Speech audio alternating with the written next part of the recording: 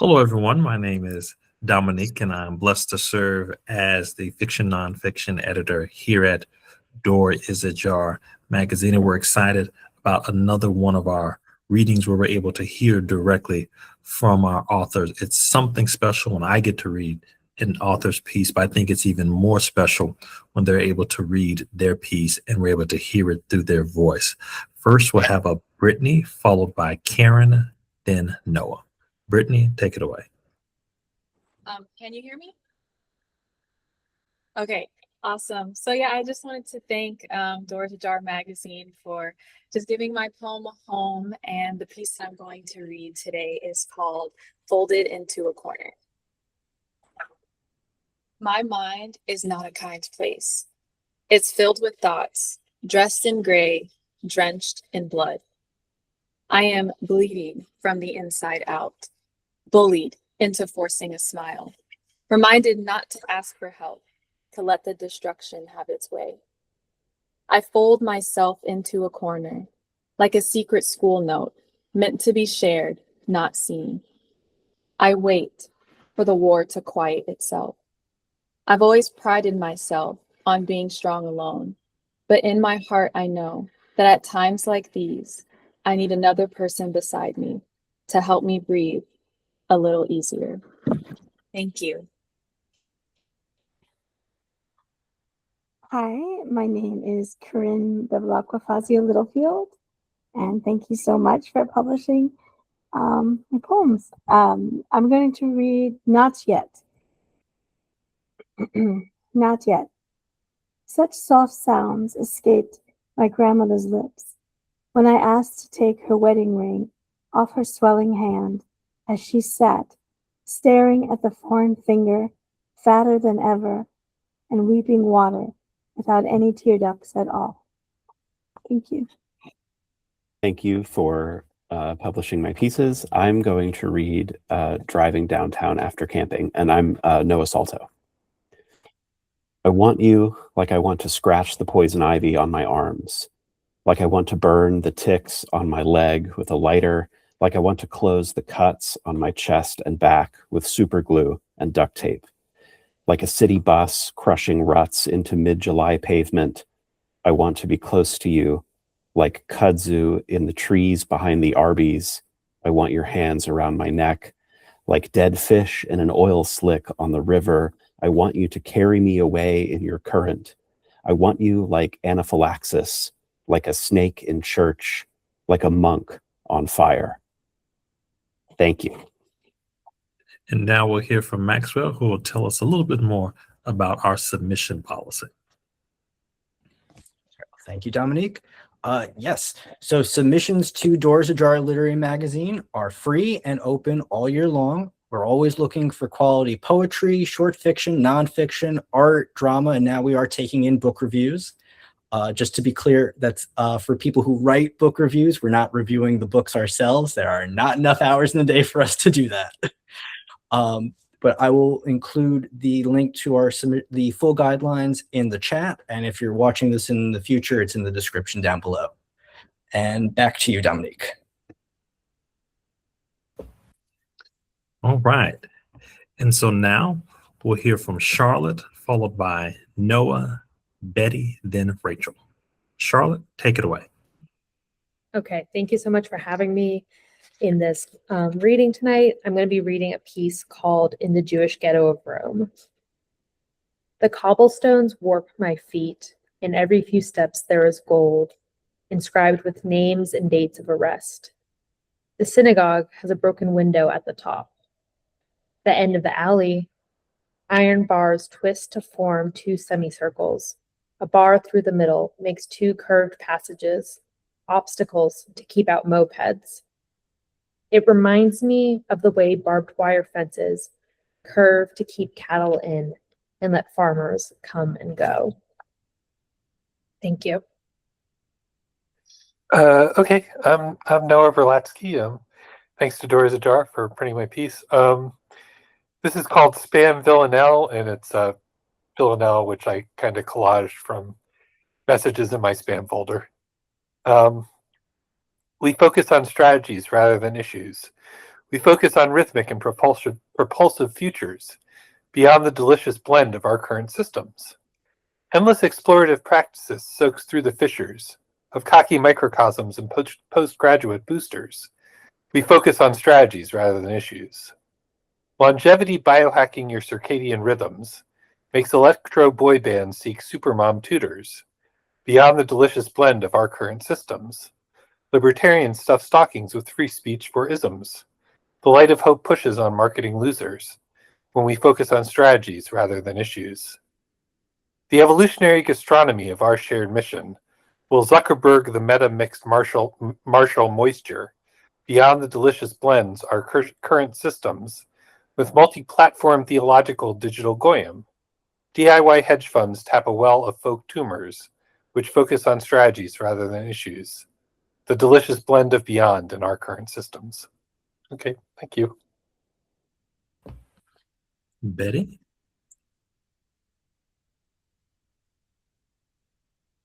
And if Betty's not here, we'll go to Rachel, and after Rachel, then Jen. So, Rachel. All right. Hi, folks. Can everybody hear me okay? Okay. I am going to be reading my poem Irish Goodbye for my friend Connie, and this is a really exciting one to find a home here. So thank you so much for that. Irish Goodbye. Your daughter told us you didn't like potatoes, except French fries, of course, and you joked that you'd been through the famine in another lifetime. Beside me, our colleague asked if I'd heard that story before.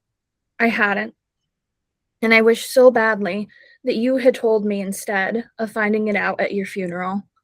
Still, everyone in attendance knew it wasn't like you to talk about yourself. You didn't like the spotlight and even shied away from enthusiastic compliments, especially mine. During these days without you, I'd begun wondering if it was your humility or wisdom that kept you from telling us you were sick. Maybe that past lifetime is the reason you left us with an Irish goodbye, disappearing before any of us who loved you had a say in what our last moments together would be. Thank you. Hi, I'm Jen Bryant. Thank you so much for this opportunity. I will be reading my flash nonfiction piece, First Words. As you add items to the shopping basket, you identify each one out loud. Banana, orange, yogurt. This is done for the benefit of your baby, nestled sweetly on your hip. He's not talking much yet, mama, dada, but at almost 7 months old, it won't be long. It's your responsibility to name the objects around him, to make the mysterious familiar with words. The banana is yellow, the orange is round. The yogurt he plucks from the basket is cold in his small chubby fist. Today, your baby isn't interested in words. The pearly white tooth cutting its way through his gums makes him clingy and restless. He twines one starfish hand into your hair, then burrows his head into your shoulder, leaving a line of drool across your shirt. You walk faster, knowing his whimpers will turn into full-blown wails if you don't hurry. Standing in the checkout line, you press the container of yogurt against his cheek, letting the chill provide momentary relief. In the car, you turn the dial to public radio, hoping that the 7-minute drive home will be long enough to catch up on life outside of the nursery. On the news, a reporter says the bombing has started in Afghanistan. Through a translator, he interviews a young mother huddled in a makeshift shelter with her children. It's night there. They're sitting in the dark. A baby's cry, sudden and sharp, pierces the air. The children are hungry, the reporter says. They are running out of food. The sound of that baby's cry will stay with you as you exit the car, as you twine plastic grocery bags around both wrists, as you heft your son back onto your hip and make your way up the steep apartment steps. The cat meows her greeting when you step through the door, causing your baby to shriek with delight. The landscape of his world is peppered with soft things: kitty, blanket, strawberry. You think of the mother on the radio, curled protectively around her children, and wonder what her baby's first words will be. When you open the refrigerator to put away the groceries, a sickly sweet smell wafts up. Something has gone bad. The bulb in the fridge is burned out.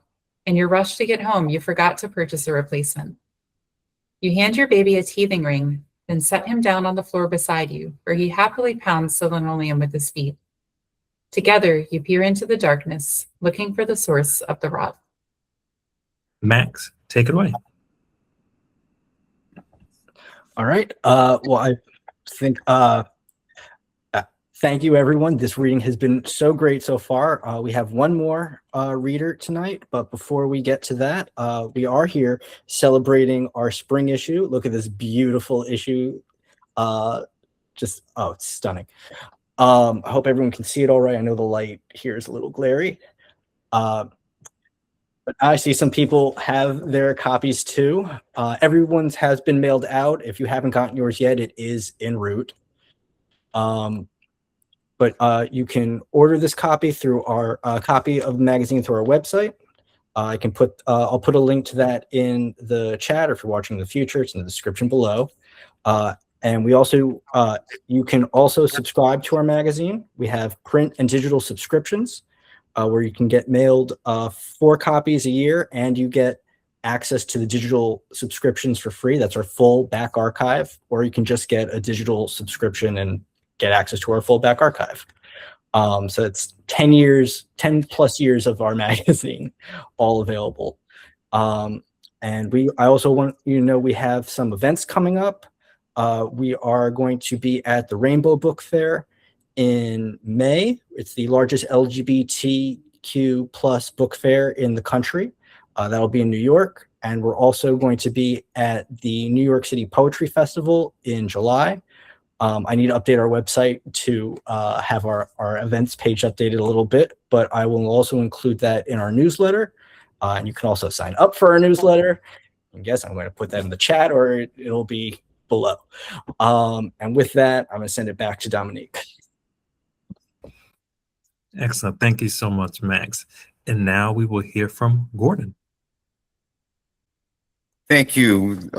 This wonderful opportunity in publishing my short play called The Ruby Slippers. And one thing that's wonderful about it is that I wrote this from a prompt in one of my classes. So here goes. Scene 1. A figure steps forward on a darkened stage.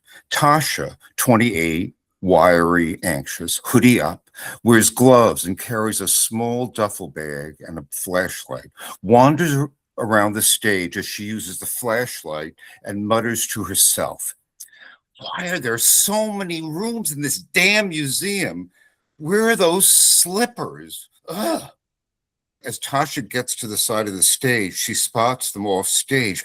Yes! Tasha pantomimes as though she is using a tool to cut through glass.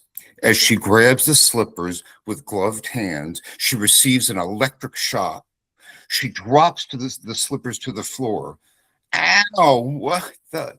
Tasha bends down to the floor, throws her duffel bag over the slippers, and she's able to get them into the bag without getting another shock. An alarm blast. Tasha runs off stage. Lights dim. Scene 2. A well-lived-in suburban kitchen. Karin, smiling, eyes with curiosity, is sitting in a wheelchair as Tasha runs in. Tasha throws the duffel bag on the floor. Karin says, "Did you get them?" "Yes, and I almost didn't. And look at how my fingers are burned. It was worth it, though." And Karin says, "I don't care if it burns my feet. If it can get me out of this chair and able to walk, then it doesn't matter. Where are they?" Tasha picks up the duffel bag carefully, not wanting to get another shock. She carries them over to Karin. Karin slowly pulls the shoes out of the bag and holds them in her hands and stares at them. "Wow. No electric shock. Well, put them on." Karin says, "Now I'm scared. I've waited all this time, and now that I have them, I'm worried. What if they don't work?" Tasha tells her, "Oh, come on. What have you got to lose?" Karin picks them up and bends down to remove her shoes. As she puts one ruby slipper on her foot, she stops. Tasha asks, How does it feel? I don't feel anything yet. After she puts the second slipper on, she smiles. And Karin says, I think I know what's wrong. I have to stand and click the heels. That's what Dorothy does, right? Can you help me? Tasha helps Karin out of the wheelchair and holds her up. I can't move my legs. How am I going to click the heels? And Tasha says, can I do it for you? Just push my ankles together. I don't want you to get another shock. Karin's breathing is shallow as Tasha uses her hands to push on Karin's ankles. The sound of a click is heard. Karin closes her eyes, and when she opens them, she tentatively tries to walk. At first, she stumbles, and Tasha prevents her from falling. Are you going to be okay? Karin says, just like a baby taking their first steps. I'm starting to feel my legs. Karin takes a step forward, steadying herself. She is able to walk a few steps. She starts to cry as she walks. Thank you. Well, thank y'all so much for joining us. We're so excited to always be able to hear from our authors. And so, Max, I'll kick it to you for our last word. I just want to say again, I'm excited and I can't wait to read some more of your amazing pieces. And if you have friends, please tell them to submit. There's nothing like reading a good, I'm a little bit biased, I prefer poetry, but you know, it's nothing like reading a good poem or short story to kind of kick off your day.